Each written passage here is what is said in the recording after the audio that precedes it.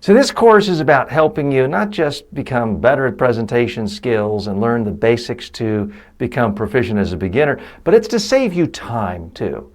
One of the biggest problems most people have when they're getting ready to give a presentation is they don't know where to start, and they want to do something, and they want to be a hard worker, so they start gathering information.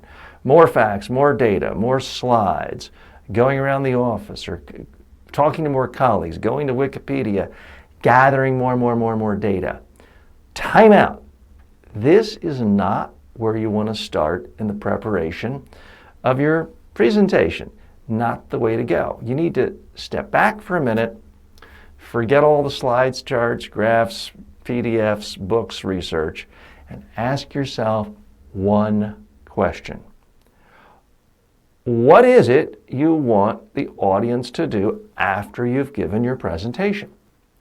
Is it approve a budget? Is it hire you because your presentation is a job interview?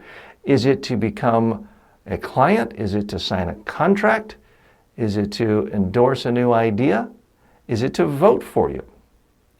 Typically, when you're giving a presentation, and it's not just a social thing, it's because you want your audience to do something. So that's the starting point. You need to be able to write this down in one sentence.